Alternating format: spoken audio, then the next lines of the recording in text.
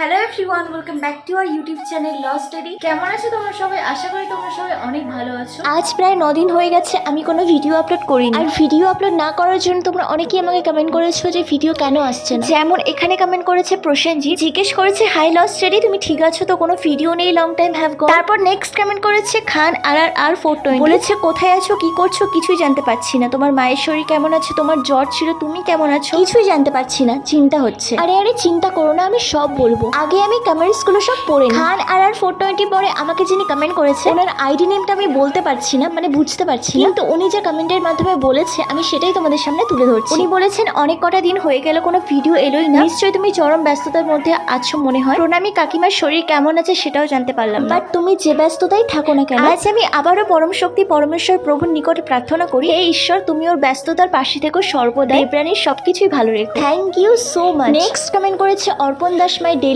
Upload ID থেকে, বলেছে আপনার মা এখন কেমন আছেন, আপনারা কোথায় ডক্টর দেখাচ্ছেন এখন? আমার মা ডক্টর দেখানো হচ্ছে পিজিতে। তোমরা যারা আমার কাছে জানতে চেয়েছিলে আমার মা কেমন আছে, তোমাদের সবাইকে বলছি আমার মা আগের থেকে অনেকটাই ভালো আছে, অনেকটাই ইমপ্রুভমেন্ট এসছে, ইনফেকশনটা প্রচুর কমে গেছে, তাই এখন আর চিন্তার কোনো কারণ নেই। এতদিন জ্বর থাকার জন্যই আমি ভিডিও আপলোড করতে পারিনি, বাট এখন আমি অনেকটাই বেটার আছি, মানে জ্বর নেই বলতে পারো, তাই আমি এখন থেকে ভিডিও রেগুলারলি করতে শুরু করব। বাই দ্য ওয়ে তোমাদের তো বলাই হয়নি, তোমরা তো জানোই মায়ের শরীর খারাপের পর থেকে আমি আর মা ছোটদার কাছে আছি। এখানে যারা ছোটদার নেভাররা আছে ওরা সবাই মিলে পিকনিক প্ল্যান করেছিল, তো আমরাও তাদের মধ্যে আছি। তো গাইস এখানে আলুর দম শুরু হয়ে গেছে আর ওইদিকে পকোড়ার আয়োজন হচ্ছে, মানে পকোড়া টকোড়া বানানোর জন্য সবকিছু কাটাকুটি হচ্ছে, আর এদিকে আলুর দমও বসানো হয়ে গেছে। তোমরা দেখলে আলুটা তো তুলে নিয়েছি ভেজে। আর তোমরা কি জানো, আরে তোমরা কি করে জানবে, তোমাদের তো বলাই হয়নি। এখানে যিনি রান্না করছেন আমার সাথে দেখতে পাচ্ছ, ওনার নাম হচ্ছে পাপিয়াদি, উনি আমার রেগুলার ভিউয়ার্স, আমার ভিডিও অনেক আগে থেকেই দেখে। যখন আমি প্রথমবার এখানে এসেছিলাম, মানে আমাকে যখন দেখেছিল ছিল আমার দাদার বান্ধবী, তো যখন আমি ওখান থেকে চলে গেছিলাম তারপর আমার দাদাকে ডেকে জিজ্ঞেস করেছিল যে আমি ওনার কেউ, তো দাদা বলেছিল ওটা আমার বোন। সেটা আমি পিকনিকের সময় এসে জানতে পারি যে ওরা আমার ভিডিও দেখে, আর যা কিছু তোমাদেরকে আমি বললাম সেগুলো, মানে দারুণ একটা ব্যাপার না, যারা আমার ভিডিও দেখে তাদের সাথে যদি হঠাৎ করে আমার দেখা হয়ে যায় আলাদা একটা ফিল। তো গাইস ক্যাপসিকামটা ভাজা হয়ে গেছে, তারপর আমি আদা বাটা দিয়েছি আর দিয়েছি টমেটো বাটা, করার মধ্যে প্রায় ভাজা হয়ে গেছে।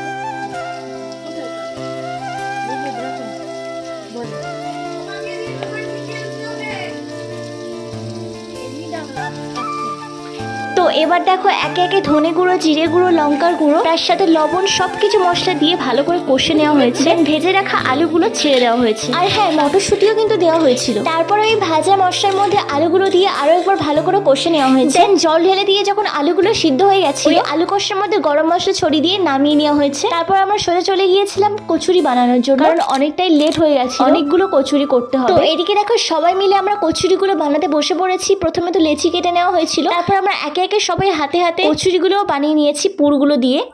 এই বাচ্চাদের পিকনিক কে বলছে? আপনি রান্না করুন না,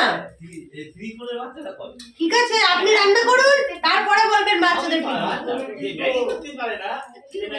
ও, তাহলে আর ত্রিপুরের বাচ্চাদের বলে কি হবে?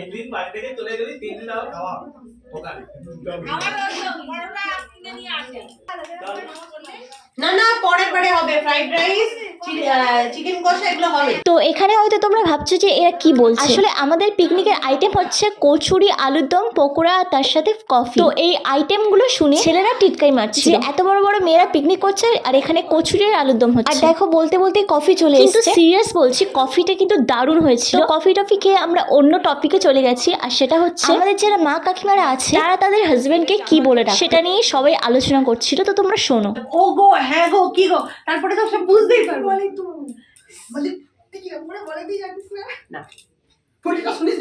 না না মানে আমি অত খেয়াল করিনি, আমি কোনোদিন নিজে কোনোদিন ওরা এগো ওগো কি গো বলিনি, আমি কি করে বলবো?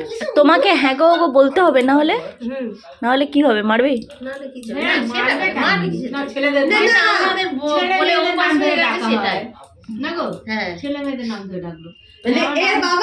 ও সোনুর বাবা। আচ্ছা যতদিন সোনু কোনো হয়নি ততদিন কি বলতে হ্যাঁ গো গো। না না আমরা বলতাম না, আমরা বলতো ওপরে একটা প্লাস্টিকের মধ্যে নিচে ওই ইয়েতে তোমার দাদাদেরকে ডেকে দাও। নিয়ে আসি। হ্যাঁ তো এদিকে আমরা কাজের সাথে সাথে আড্ডা মারাতে এবার একটু বন্ধ করেছি, কারণ আমাদের এখন কচুরিগুলো বেলতে হবে। তো প্রত্যেকে একটা করে চাটু বেলে নিয়ে কচুরিগুলো বেলে নিয়েছি যাতে তাড়াতাড়ি হয়। কারণ শীতকালে যত রাত হবে শীতও তত বেশি পড়বে আর কষ্টও বেশি হবে। তো ওইদিকে কচুরি বেলা হচ্ছে আর এদিকে কচুরি ভাজা হচ্ছে। তো গাইস রান্না বান্না কমপ্লিট, সবাই খেতে বসে গেছে, আলু হয়ে গেছে, মানে একটা ব্যাচ বসে পড়েছে খাওয়ার জন্য। আমরা আমি নাকি নুন বেশি খাই, আলু দমে নুন হয়নি।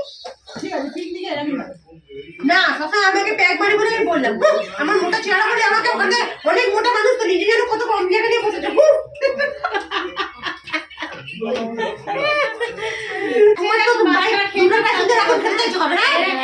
না না তো গাইস ফার্স্ট ব্যাচ হয়ে গেছে, সেকেন্ড খেতে বসেছে।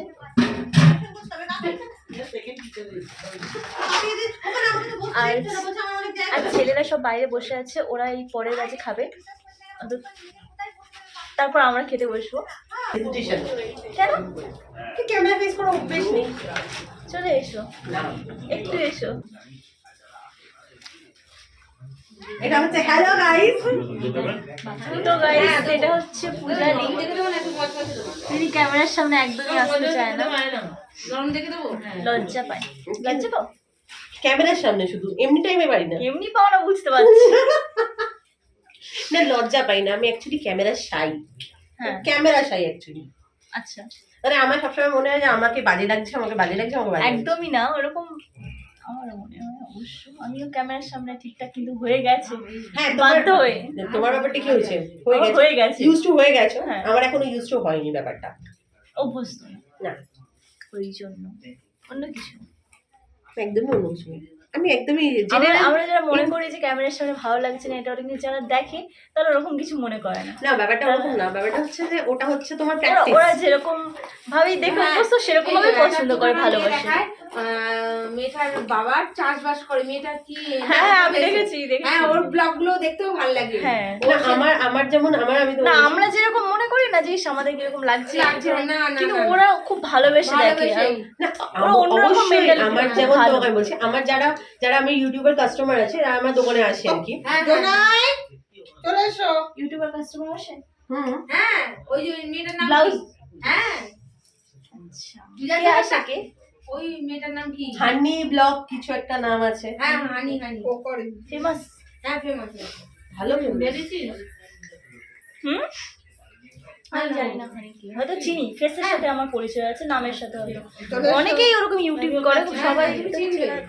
কি নাম? মেয়েটার নাম তো পল্লবী। হ্যাঁ মেয়েটার নাম পল্লবী। অমিত ওর বয়ফ্রেন্ড। অমিত মোটা করে, ছেলেটা একটু মোটা করে দেখবে। অমিত কালো মতো? না না না, দুজনেই খুব ফর্সা। না অমিত খুব ফর্সা না। অমিত ফর্সা বলা যায়, কালো বলতে পারবে না। না না না খুব যে গায়ের রং চা, হ্যাঁ মোটামুটি চা। আমি তো দেখলে হয়তো চিনতে পারবো। তো এদিকে দেখো আমরা গল্প টল্প সেরে সবাই মিলে খেতে বসেছি। আমাদের আগে যারা ছিল তারা খেয়ে চলে গেছে, আমরা লাস্ট যারা এখন খাবো। সত্যি কথা বলতে পাপিয়ে দিনা প্রচুর কাজ করেছে, দেখো রান্না বান্না করার পরেও আমাদের সবাইকে পরিবেশন করছে। হ্যাঁ কাজ তো কম বেশি সবাই করেছে, কিন্তু পাপিয়ে দিয়ে একটু বেশি করেছে, দেখো এখনো পরিবেশনও করে যাচ্ছে। তো আমরা সবাই মিলে খাওয়া দাওয়া শুরু করেছি, আর এখানে এরা প্রত্যেকেই নাইটি পরে আছে। তো সবাই বলছে যে ভিডিও টিডিও করো না, নাইটিও পরে আছি আমরা, কিন্তু ওদেরকে কে বোঝায় যে এটা ব্লগ আর এখানে সবকিছুই চলে। ন্যাচারাল জিনিসটাই মানুষ পছন্দ করে বেশি। তো আমাদের সবার খাওয়া কমপ্লিট হয়ে গেছে, আর এদিকে দেখো পাপিয়ে দিয়ে আমার মায়ের জন্য খাবার গুছিয়ে দিচ্ছে, কারণ মা তো খেতে বসেছিল, হঠাৎ করে মনে পড়লো যে মা খাওয়ার আগের ওষুধ খায়নি, তাই মা খেতে খেতে আবার উঠে গেছিল, পুরোটা খায়নি, তার জন্য পাপিয়ে দিয়ে আবার গুছিয়ে দিয়েছে।